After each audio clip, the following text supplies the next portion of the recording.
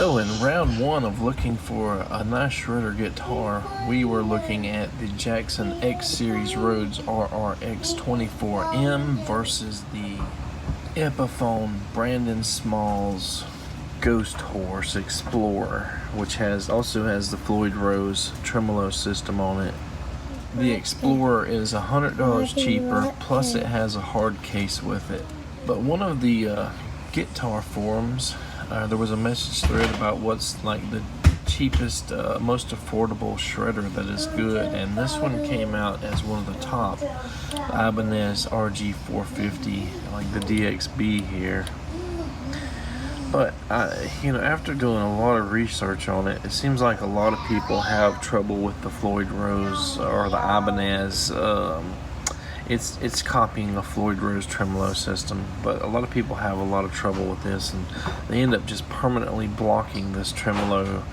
And if they don't want to replace it with a better like Floyd Rose system. This Ibanez definitely reminds me of my old Area Pro 2. I think it was single and humbucker at the back, same color, basically very simple control scheme. Does this have coil splitting? I think it does, but mine obviously most likely did not. It probably just had a 5-way switch, but it wasn't coil splitting. Yeah, I don't see anything in the specs that says it's coil splitting. But this is, I guess, designed to be both like a metal shredder and like it says like a subtle jazz sound for it, with the single coil in the middle to give it a a light rock and jazz sound as well. So you can it's meant to be, I guess, versatile. The Ibanez here also is a 24 fret guitar. And another guitar I've been looking at is the Squire temporary Strat HHR-FR, so humbucker, dual humbucker, Floyd Rose system. But again, it has a Floyd Rose special, I believe, on it. So I haven't found a whole lot of bad things about this guitar. Most people say pretty awesome things about it. It came in different configurations over the years, including like active pickups, but I don't think this one here has active pickups.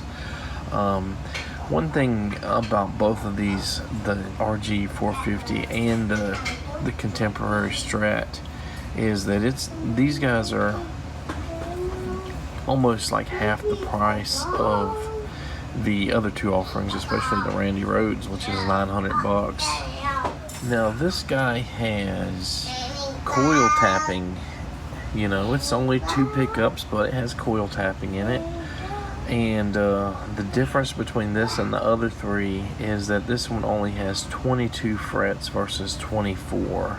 And some people like this shorter scale, or whatever you call it, because it moves the position, I guess, of the bridge pickup, I believe, and it gives it supposedly a warmer tone.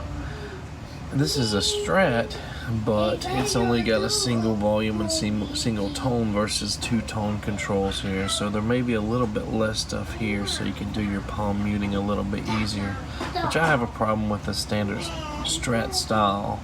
Trying to mute these, especially this last 3 or 4 strings. It's easy to do the top ones, but that might make it a little bit easier to play and palm mute on. So these are, I guess, in-house brand pickups. They're Squire Atomic humbuckers, SQR humbuckers. And in the current iteration of the Floyd Rose Strat, contemporary Strat, you got the gunmetal metallic, and you got the shell pink. I think that's the only 2 colors that are available, at least from Zounds. The only color option for the Ibanez 450, this specific model, is white. It looks nice though. The Ibanez is about $30 more, basically $500, where the Squire is about $470. It seems like all of these guitars are great options, but with at least 3 of them, this is a potential for malfunction, for going out of tune. Something happened with it. The Floyd Rose system. Now, is it the same with the Brandon Small Explorer? Maybe the model number isn't 1000. Maybe that difference in the model means its version cheaper version of the 1000 or a special model. I don't know. Again, with the Ibanez, it's an in-brand Ibanez based on a Floyd Rose. So here's what the Brennan Small says. Floyd Rose 1000 tremolo, licensed design based on original, great stability. Is it a better tremolo than the other three? Now with the Squire, pretty much nobody reviews it as bad. And a lot of people, you know, music stores and everything that are demoing this say that for the money, you're getting more features packed in this guitar than most $1,000 guitars would give you. So do you have to go over that $1,000 price range to get something more stable, better? You know, I have a feeling you can't just pick up one of these guitars that are pretty much new in a store, Guitar Center or whatever, and try it out and know the stability of the Floyd Rose system. You probably have to own it for 6 months, a year, to see, you know, how it maintains its tune and stuff over time. So only people that probably have had these long term would know, and a lot of people that have this specific one or a lot of other ones are just reviewing them, you know, as new guitars. So is it worth going with the nostalgia factor, paying $100 more for it?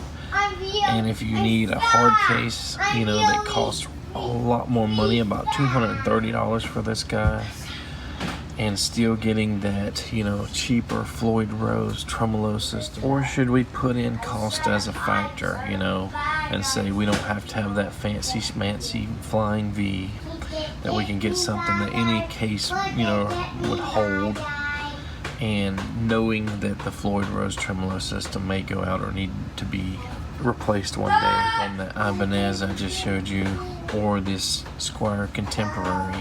Or do we consider something that at least states that this is based on that 1000 Floyd Rose, that it should be better, should last longer?